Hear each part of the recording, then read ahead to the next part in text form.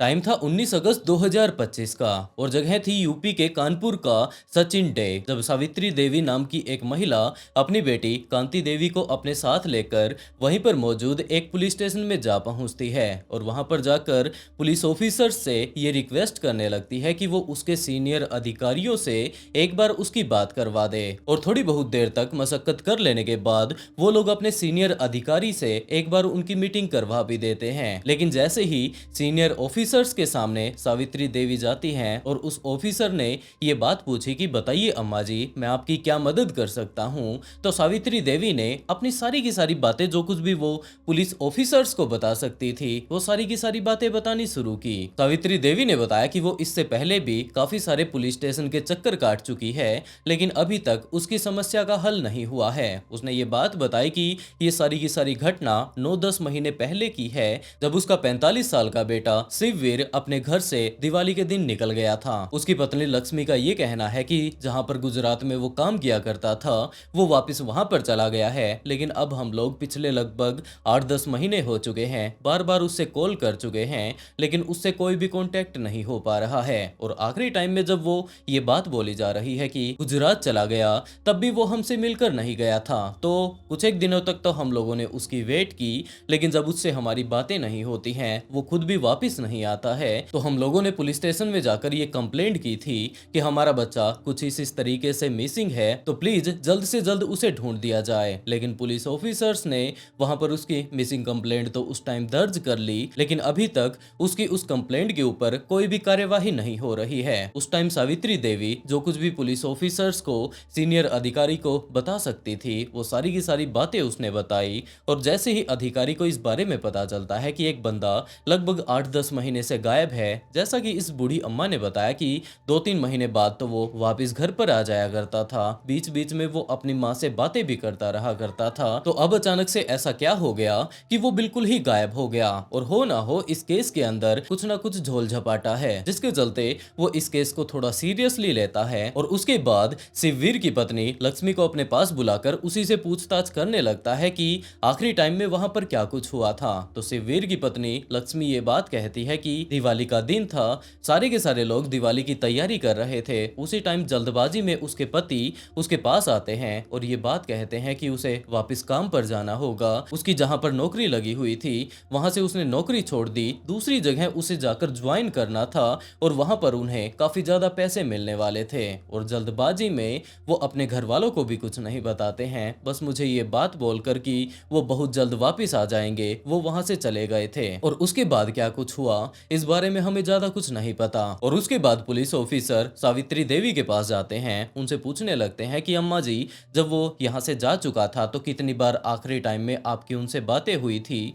क्योंकि इनकी पत्नी का ये कहना है कि कुछ इस तरीके से वो गए थे, उसके बाद वो वापस लौट कर नहीं आए हैं। तो सावित्री देवी ने ये बात कही कि उसके बेटे की बहू लक्ष्मी बीच बीच में अपने पति से बातें तो किया करती थी, लेकिन जब भी हम लोग उससे ये बात कहते कि हमारी भी वो उससे बात करवा दे, तो वो मना कर दिया करती थी कि अब तो फोन कट गया, अब उनके जॉब जाने का टाइम हो चुका है और रात को वो अपनी नौकरी से लेट आते हैं। तो इसी कारण से वो खुद तो बात कर लिया करती थी, लेकिन हम लोग जब भी बात करने के लिए कहते तो उसकी पत्नी मना कर दिया करती थी। और इसी टाइम पुलिस को इसके ऊपर शक होने लगता है कि आखिरी टाइम में शिववीर जिसको ये बात बोलकर गया था कि उसे इंपॉर्टेंट काम के लिए जाना है, वो भी लक्ष्मी है, वो ही आखिरी टाइम में इससे बातें करता है और इसके अलावा वो किसी से भी बातें नहीं करता। तो क्या जो ये शिववीर की पत्नी है ये हमसे कुछ छिपा रही है? तो पुलिस ने उसके कॉल रिकॉर्ड्स को चेक करना शुरू किया कि किससे ये बातें करती है, कब इसके पति का फोन इसके पास आया था। तो पुलिस को पता चला कि इसके पति का तो इसके पास कॉल नहीं आता है,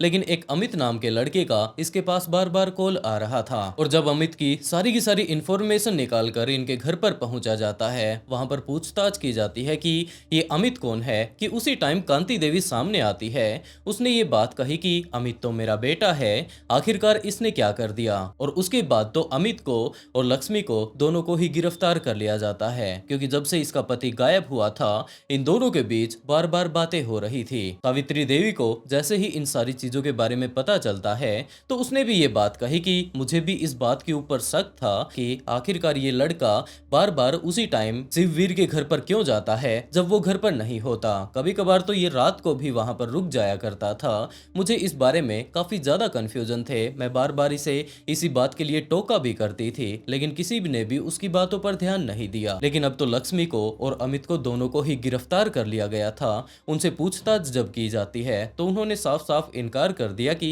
यहाँ पर शिववीर तो रहा नहीं करता था, जिसके चलते काम के लिए उसे अमित को बुलाना पड़ा करता था। किसी भी छोटे मोटे काम धंधे के लिए जब भी वो उसे घर पर बुलाया करती थी तो ये सारे के सारे कॉल रिकॉर्ड्स उसी टाइम के हैं। लेकिन पुलिस ने उनके सामने उनकी चैटिंग भी रख दी, सारी की सारी, और जो इंफॉर्मेशन इस टाइम पुलिस ने इकट्ठा कर रखी थी वो भी उनके सामने रख दी कि आखिरकार दिन में हो सकता है एक दो बार किसी को काम पड़ जाए, हो सकता है 5 से 10 मिनट तक बातें करनी पड़ जाए, लेकिन 1.5 से 2 घंटों तक आप लोग आपस में ऐसा कौन सा कारोबार बतलाया करते थे, एक बार हमें यही बता दीजिए। और उसके बाद पुलिस ने उन दोनों को अलग अलग बैठाया और उनसे पूछताछ करनी शुरू की। और उसके बाद लक्ष्मी ने एक काफी ज्यादा खौफनाक कहानी पुलिस वालों के सामने रखी। उसने ये बात बताई कि लक्ष्मी और शिववीर की मुलाकात 2004 में हुई थी। ये दोनों ही जब पहली बार एक दूसरे से मिलते हैं तो ये दोनों एक दूसरे को बहुत ज्यादा चाहने लगते हैं। और उसके बाद इन दोनों ने ही ये डिसाइड कर लिया कि वो लोग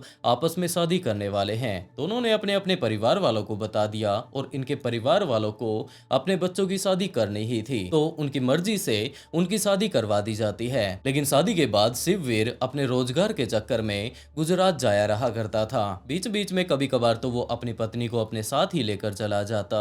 लेकिन एक टाइम ऐसा भी आया जब उसका वहां पर रोजगार छूट जाता है, वहां पर उसे कोई जॉब नहीं मिलती और उसके बाद वो वापस यूपी में ही आ जाता है। यहाँ पर आने के बाद उनके पास रहने के लिए एक अच्छा सा घर नहीं था, तो सावित्री देवी की बेटी इसी गांव में रहा करती थी। वो भी वापस आकर इसी गांव में रहने लगता है, एक छोटे से प्लाट के अंदर, जहां पर कि इस टाइम कोई रहा नहीं करता था। उसने अपने रहने का छोटा मोटा एक मकान बना लिया और वो वहीं पर रहने लगता है। और जैसे ही उसकी दोबारा से जॉब लगती है तो वो गुजरात चला जाता है। लेकिन अब की बार उसका घर तैयार हो चुका था, तो वो अपनी पत्नी को नहीं लेकर गया। बीच बीच में वो अपनी पत्नी से मिलने के लिए, अपनी माँ सावित्री से मिलने के लिए यहाँ पर आता रहा करता था। इसकी बहन कांति भी इसी गांव में रहा करती थी, तो जब भी वो आया करता था तो वो अपनी बहन से भी मिलकर जाता। और इसी कांति का लड़का अमित था। शिववीर अब ज्यादातर टाइम घर से बाहर ही रहा करता था, तो शिववीर ने खुद ही अमित से ये बात कह रखी थी कि भाई, हो सकता है मैं तो घर से बाहर रहता हूँ,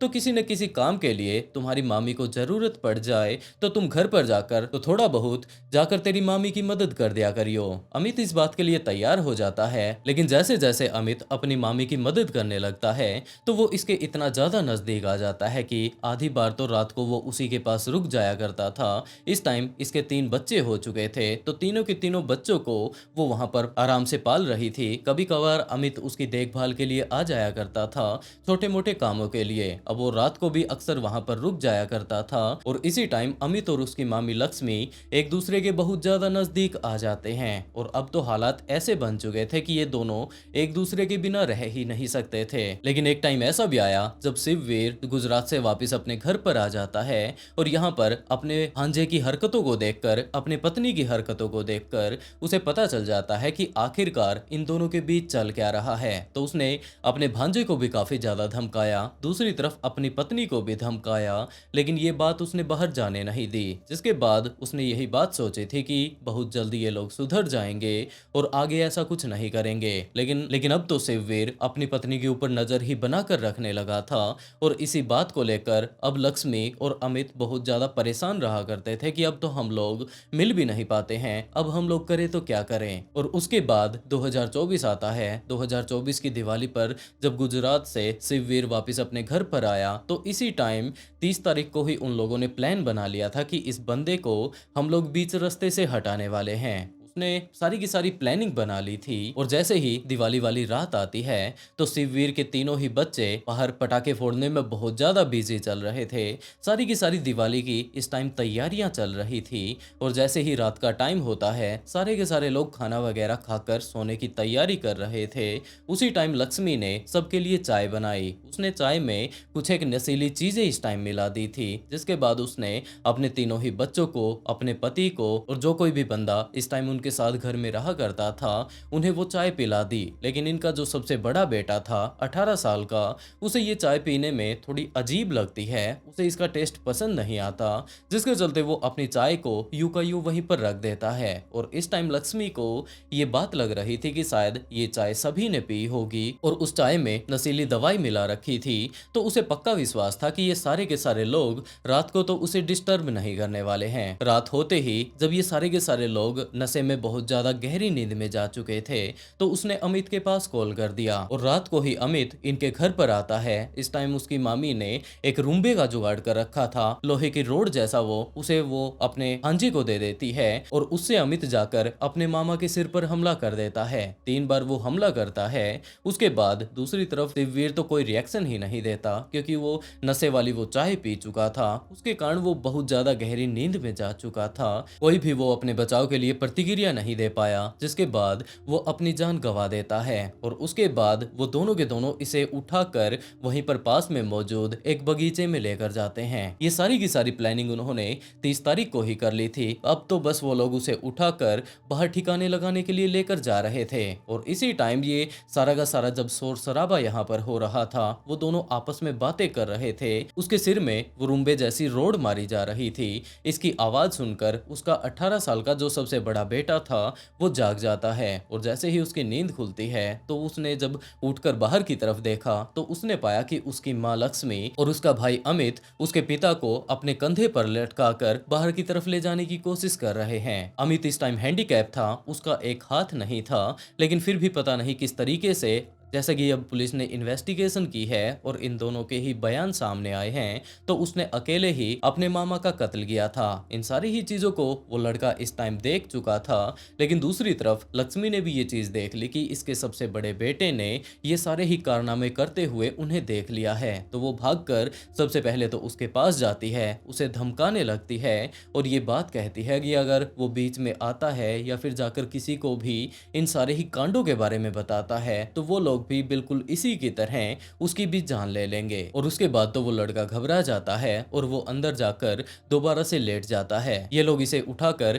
उसी जगह पर लेकर जाते हैं जहां पर कि इन्होंने ठिकाने लगाने के बारे में सोचा था और वहां पर मिट्टी खोदकर उसे एक गड्ढे में डाल देते हैं। उसके ऊपर दोबारा से मिट्टी डाली जाती है और इन लोगों के अकॉर्डिंग बाद में ये लोग इस बात को भी सोचकर परेशान हो रहे थे कि इसकी बॉडी को गलने में बहुत ज्यादा टाइम लग जाएगा, हो सकता है पुलिस ऑफिसर्स उससे पहले ही आकर इन्हें पकड़ लें। तो वो लोग 1-2 दिन बाद दोबारा से उस जगह पर जाते हैं, दोबारा से उस मिट्टी को बाहर निकालते हैं और शिववीर की बॉडी के ऊपर 10 से 12 किलो नमक डाल देते हैं। दोबारा से उस बॉडी को वहीं पर डाल देते हैं, मिट्टी उसके ऊपर फेंक देते हैं। लेकिन 2-3 दिन बाद जब दोबारा से वो लोग वहां पर संभालने के लिए उसे जाते हैं तो ये बात पता चलती है कि इसका एक हाथ अभी भी बाहर पड़ा हुआ है और कोई ना कोई इन्हें देख लेगा। हो सकता है बाद में पुलिस को यहाँ पर बुला लिया जाए, तो अपनी जान बचाने के लिए वो लोग उसकी बॉडी को बाहर निकालते हैं। नमक के कारण इसकी बॉडी इस टाइम काफी हद तक डिकम्पोज हो चुकी थी, लेकिन वो लोग रिस्क नहीं लेना चाहते थे, जिसके चलते उसकी पूरी की पूरी बॉडी को उठाकर वो लोग साइड की एक नहर में फेंक देते हैं। इस बारे में अब डिटेल से लक्ष्मी और अमित पुलिस वालों को बता रहे थे। पुलिस ऑफिसर्स जैसे ही जाकर उस गड्ढे को चेक करते हैं तो ये बात पता चलती है कि नमक के कारण इसकी बॉडी काफी ज्यादा कट फट गई थी, डिकम्पोज हालत में इस टाइम वो थी। और जब ये लोग जाकर नदी में उसे फेंक कर आए थे तो उसकी पूरी ही बॉडी ये लोग नहीं फेंक पाए, उसके कुछ एक अवशेष अभी भी यहाँ पर मौजूद हैं, जिसके चलते उन सारे के सारे बाकी बचे हुए अवशेषों को निकालकर फोरेंसिक टेस्ट के लिए भेज देते हैं और इन दोनों को ही गिरफ्तार कर लिया जाता है और अभी भी इन दोनों के ही ऊपर केस चल रहा है। वैसे दोस्तों, आप लोग इस पूरी की पूरी कहानी को जान चुके हैं, तो आप लोग इस महिला के बारे में क्या कहना चाहेंगे, जहाँ पर सबसे पहले तो सूरवीर के साथ इसको प्यार हो जाता है, वो उसके साथ शादी भी कर लेते हैं, 3 प्यारे प्यारे इनके बच्चे हो जाते हैं, लाइफ एकदम सेट थी। लेकिन उसके बाद पता नहीं लक्ष्मी के दिमाग में क्या आया कि वो अपने ही दिव्यांग भांजे के साथ कुछ इस तरीके से रिलेशनशिप में आ जाती है और उसके बाद